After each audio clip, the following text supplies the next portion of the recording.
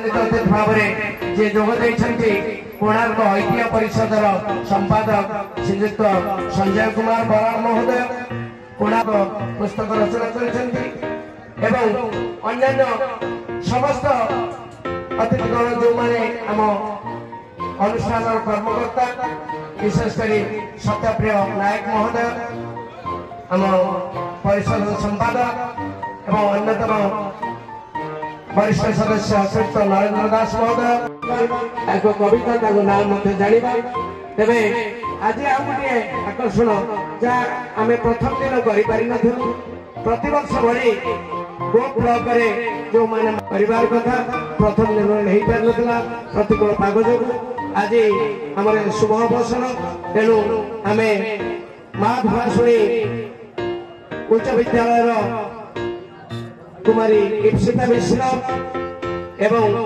आकाश कार्तिकेश्वर विद्यापीठर श्रीमान सूर्यांशु सासवाल ये दुई जन 566 लेखा नंबर रखी टपर होती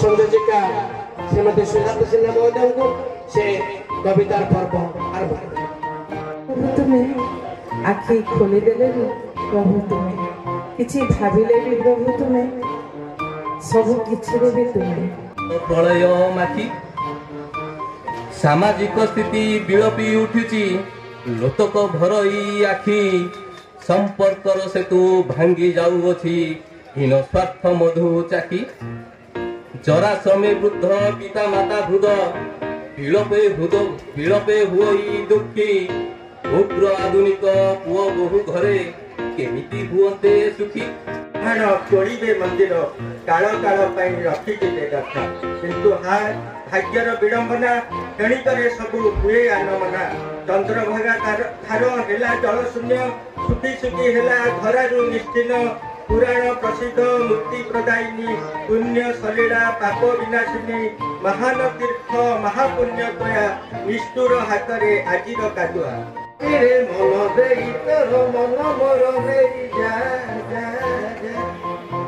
आम फगुण कोइलीर कुहुताल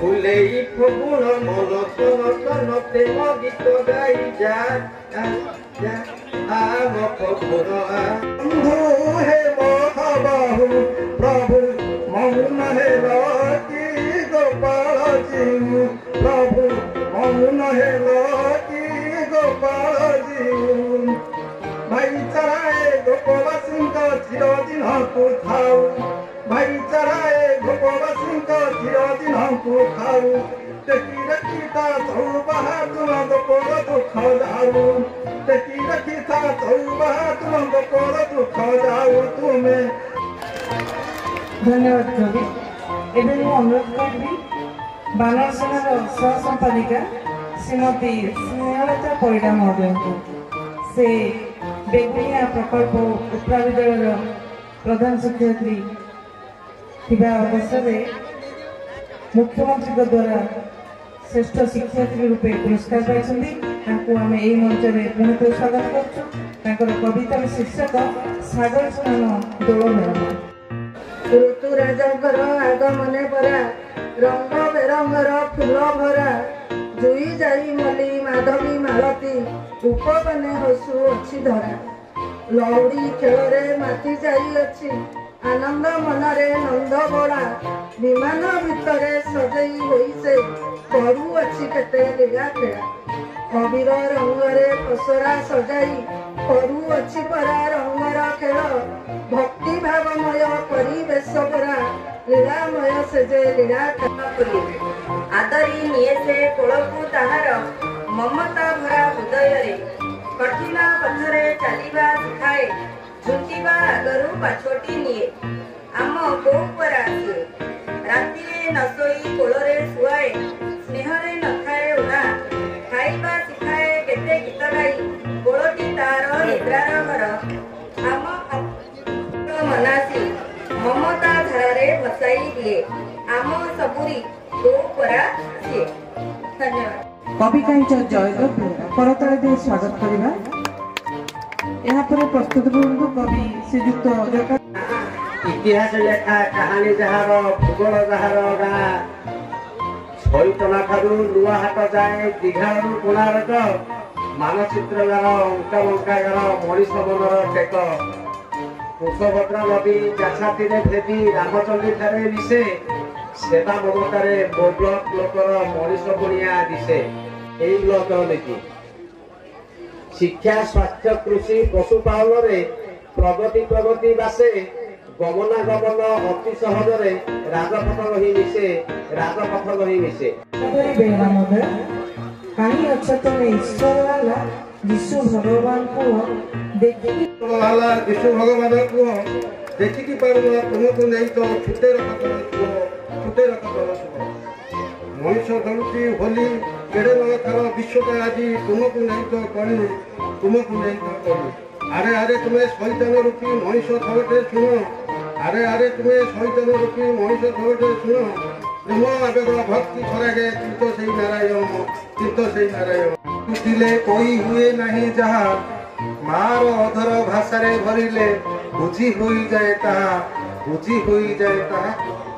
ମାନବ ବିକାଶ ଭାଷାର ପ୍ରୟାସ ରହିଅଛି ଯୁଗେ ଯୁଗେ ବହୁ ଭାଷା ଦେଶେ ଥିଲେ ବି ଓଡ଼ିଆ ବିଶ୍ୱ ଦରବାରେ ଆଗେ ଉଠେ ନଭେ ଇନ୍ଦ୍ରଧନୁ ଉଠେ ନଭେ ଆଇମା କାହାଣୀ ନାନା ଭୟା ଗୀତ ଶୁଭୁ ନାହିଁ ପଲ୍ଲୀପୁରେ କଥାରେ ପହଳି ଯାଇ ରହିଗଲା ଭାଗବତ ଟୁଙ୍ଗି ଦୂରେ। ଗୋପ ମେଳନର ଅନୁଚିନ୍ତା ବିଷୟରେ ଆମେ ଶୁଣିବା କବି ରବୀନ୍ଦ୍ରନାଥ ବେହେରା ମହୋଦୟଙ୍କ ଠାରୁ। କ୍ଷୁଦ୍ର କୁଶତା ମୋର ଆଜିର ଏ ଦିନେ ପଡ଼ିଯାଏ ମନେ କେତେ ନାହିଁ କେତେ କଥା ଭାଷା ସୁରକ୍ଷାର କବିତା ସ୍ୱର ନଦେଇ କାମନେ ବ୍ୟଥା ରଥରେ ରାମନ ଚାପରେ ମଦନ ମୋହନ ଦୋଳେ ଗୋବିନ୍ଦ ବିଷମ ଜୀବନ ଦଣ୍ଡାଳ ଦେବତେ ଦିଅନ୍ତୁ ଟିକେ ଆନନ୍ଦ ନଈ ଆର ପାରି ପଥରେ ଖେଳୁଛି ସୁନେଲି ସୋରିଷ କ୍ଷେତ ଦୁବ ଘାସ ପଡ଼ି ଶିଶିର ବିନ୍ଧାଏ ଶୁଭ୍ର ତାର ଖସି ଦିଶେ ଧୀର ସମୀରଣେ ଅଳସୀ କିଆରି ଅଳପ ହସେ। ପିଲାକୁ କୁକୁର ଭୁକୁଛି ବଡ଼ି ସକାଳରୁ କ୍ଷୀର ବାଲା ଆସି କ୍ଷୀର ନେବା ପାଇଁ ଡାକୁଛି ସତରେ ମୋ ଗାଁ ଆଉ ଗାଁ ଭଳି ନାହିଁ ସହର ଭଳିଆ ଲାଗେ। କାଳି ଅନ୍ଧାରରୁ ବୁଢ଼ୀ ମାଉସୀଟା ବାସି କାମ ଯେତେ କରୁଛି ଦିନ ଘଡ଼ିକକୁ ବହୁ ଉଠୁଅଛି ସେଜରେ ଅଳସ ଭାଙ୍ଗୁଛି ସତରେ ମୋ ଗାଁ ଆଉ ଗାଁ ଭଳି ନାହିଁ ସହର ଭଳିଆ ଲାଗେ। ବାପା ବୋଉ ଡାକ ଶୁଭୁ ନାହିଁ ଆଉ ମମି ଡାଡି ଡାକ ଶୁଭୁଛି ଓଡ଼ିଆ ପାଠକୁ ପଢୁନାହିଁ ପିଲା ପିଲାଟି ଭାଷାରେ କହୁଛି ମୋ ଗାଁ ଆଉ ଗାଁ ଭଳି ନାହିଁ ସହର ଭଳିଆ ଲାଗୁଛି। ପ୍ରଭୁ ଦାରୁବ୍ରହ୍ମ ଜଗନ୍ନାଥଙ୍କୁ ସ୍ମରଣ କରିବେ। କବି ସୁକାନ୍ତ କୁମାର ସତ୍ରଶଲ୍ୟକୁ ଅନୁରୋଧ କରିବି ସେ ତାଙ୍କର କବିତାର ଶୀର୍ଷକ ଦାରୁବ୍ରହ୍ମ ଜଗନ୍ନାଥ ପାଠ କରିବେ। ଆମେରେ ସଚା ସ୍ୱଦେଶୀ ମୋ ଦେଶରେ ଭୋଟ ବିକା ହୁଏ ନୋଟ ପାଇଁକି ଖାଣ୍ଟି ନାଗରିକ ବିକେ ମଥା ଶାସନକୁ ଲୁଟେ ମଦ ମାଂସ ଖାଇ ଏହା କଣ ଆମ ସ୍ୱାଧୀନତା ଟଙ୍ଗାର ନିଆଁ ଜଳାଇବା ମିଶି ବିଶ୍ୱ ନୂଆ ରୂପ ନେବରେ ଧନ୍ୟବାଦ କବି। ଏବେ ମୁଁ ଅନୁରୋଧ କରିବି କବି ଗୋପୀନାଥ ମୁଦୁଲି। ସାରା ନେଇ ବାଣ୍ଟୁଛି ପ୍ରେମ ସୁମନ ସମାପତି ହୋଇ ବିମାନେ ବିଜୟ ମୋହନ ଗୋପାଳ ଜିଉ ରଙ୍ଗ ବେରଙ୍ଗର ଆଲଟ ଚାମରେ ସଭିଙ୍କୁ ଟାଣନ୍ତି ସେ ଆଖପାଖ କେତେ ଗାଁରୁ ଆସେଇ ରାଧା ଗୋବିନ୍ଦଙ୍କ ଦୋଳ ପତିତ ପାବନ ଭାଗବତ ପତି ଆଣ୍ଠୁଆ ଗୋପାଳ ମେଳ। ଜନ୍ମ ନିଏ ଯେବେ ଘରେ ତ କୁହନ୍ତି ଲକ୍ଷ୍ମୀ ଆସିଗଲା ଆଗ ଫୁକୁ ଫୁକୁ ହୋଇ ଚାଲି ଶିଖିଗଲେ ହସେ ତାର ପରିବାର ଚାଲି ଦେଖି ତାର ସମସ୍ତେ ହସନ୍ତି ପାଏ ସେ କେତେ ଆଦର ଖାଇବାରେ ତାର କେତେ ଯେ ବାଗ ତଥାପି ଉଠାଇ ଖୁଆନ୍ତି ଆଗ ଝିଅ ବଡ଼ ହେଲେ ବିବାହ ଚିନ୍ତା ଦେଖି ବିବାହ ଦେବା ଝିଅଟି ନ ହେବ ହୀନସ୍ତା। ସହଜ ହେଇନଥାଏ। ପ୍ରଥମେ ନିଜକୁ ହିଁ ମଜବୁତ କରିବାକୁ ପଡିଥାଏ। ଠିକ ସମୟ କେବେ ବି ଆସିନଥାଏ ବନ୍ଧୁ, ଖାଲି ନିଜ ସମୟକୁ ଠିକ କରିବାକୁ ପଡିଥାଏ। ଜୀବନରେ ଯଦି କିଏ ଆପଣଙ୍କୁ ଦେଖି ଇଚ୍ଛା ଜଳୁଥାଏ ନା, ତେବେ ତାଙ୍କୁ ଜଳିବାକୁ ଦିଅ। ଏ ସବୁବେଳେ ଜଳୁଥାଏ, ଦିନେ ନା ଦିନେ ସେ ପାଉଁଶ ହୋଇ ମାଟିରେ ମିଶି ଯାଇଥାଏ। ନଇଲେ ବେକାବୁ କାଟି ପାରିନି ବୋଲି ଆମେ ଖୋଜି ଚାଲିଛେ ଝିଅ, କାଟି ପାରିନି ବୋଲି ତ ବାଡୁଅ ରହିଛି ଝିଅ। ଭଗାରୀ କହୁଛି ଦିଅ, ବନ୍ଧୁ ପରିଜନ ସବୁ ନିର୍ବାକ ଓ ମୁଁ ଏଯାଏ ନିଶୁଣ। ଶୂନ୍ୟତାକୁ ଚିରିଦେଲେ କି ଝରିବ ସୁଧା ମଧୁ। ସମ୍ପର୍କର ଅଳଙ୍ଗୁ ଝାଡ଼ି ହୁଏନି କି ଝଡ଼ି ଯାଏନି, ଖାଲି ଯା ସଫେଇ ଦରକାର। କବି ସତ୍ୟପ୍ରିୟ ନାୟକଙ୍କୁ ଅନୁରୋଧ କରିବି, ସେ ତାଙ୍କର ପୁସ୍ତକରୁ ପୁଅ ଜାଗ୍ରତ କରେ, ଗୋପ ସନ୍ତାନ ମାନେ ତୁମେମାନେ ଜାଗ୍ରତ ହୁଅ। ତାଙ୍କ ଆଦେଶରେ ଆମେ କିପରି ଜାଗ୍ରତ ହେବା, ଆସନ୍ତୁ ଶୁଣିବା ତାଙ୍କରି କଣ୍ଠରୁ କବି ସୁବ୍ରତ ନାୟକଙ୍କୁ। ଭାରତ ନାମଟି ତାର, କାଶ୍ମୀର ଠାରୁ କନ୍ୟାକୁମାରୀ 30 ରାଜ୍ୟକୁ ଧରି, ଅଖଣ୍ଡତା ମଧ୍ୟରେ ଏକତା ଆମର, କେହି ନୁହେଁ କାବଇରି। ଗଙ୍ଗା ଯାହାର କୌସ୍ତୁଭହାର, ଗୋଦାବରୀ ମେଖଳା, ଗିରିଗିରିବର ହୃଦୟରେ ବିରାଜେ, ସହିତ୍ୟ ସସ୍ୟ ଶ୍ୟାମଳା। ବହୁ ଦିନ ଅନ୍ତେ ଦାୟିତ୍ୱ ନେଇ ଗାଲି ପଗଡ଼ିଆ ଦାରୁଗା ସେଇ ମୁକୁନ୍ଦ ଦାସପୁର ଜବନ ଭାଇ। ମାରିଲେ ମାଲ ଖାନାକୁ ଯାଇ, ତା ଭିତରେ ଅଛି ନୀଳା ଗୋସାଇଁ। ଏକ ଆଖି ତାର ସେଥିରେ ନାହିଁ, ପଣ୍ଡିତ ବିଦ୍ୱାନ ଦେଲେ ଡକାଇ, ବନ୍ଦିଶାଳୁ ନେଲେ କଳାକୁ ନେଇ। ଖାନାପତି ନାମେ ଗୋପାଳ ଜିଉ, ଗୋପପୁରେ ଲୀଳା ଦେଲେ ଲଗାଇ। ନିଜଠୁ ଗୋପନ ତୁହି ଥିଲୁ ନିଜ ଠାରୁ ବେଶୀ ଯେ ଆପଣା, ଆଜି କାହିଁ ଦୂରେଇଲୁ ହେଲୁ ବାଟ ବଣା। ସନ୍ଦେହର ବାଲି କର ମନେ ତୁ ଥାପିଲୁ, ଅଭିମାନୀ ମନ ଇଚ୍ଛା ଅଭିଯୋଗ କଲୁ। ତୁ ମହାପାପୀ, ତୁ ଅବିଶ୍ୱାସୀ, ତୁ ବଡ଼ ବେଇମାନୀ, ଦୁନିଆର ଦରିଆରେ କଲୁ କଳଙ୍ଗୀ। ଅନୁରୋଧ କରିବି ଜାତ ସାହେବଙ୍କୁ ମୋର ଏ କାର୍ଯ୍ୟକ୍ରମରେ ଟିକେ ସହାୟତା ଦିଅନ୍ତୁ।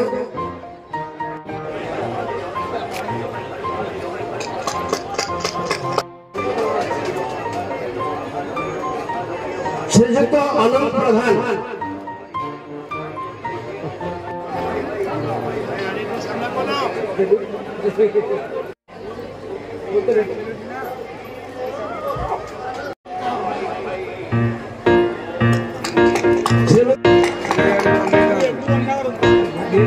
ସାର୍ ପକେଇଲେନି।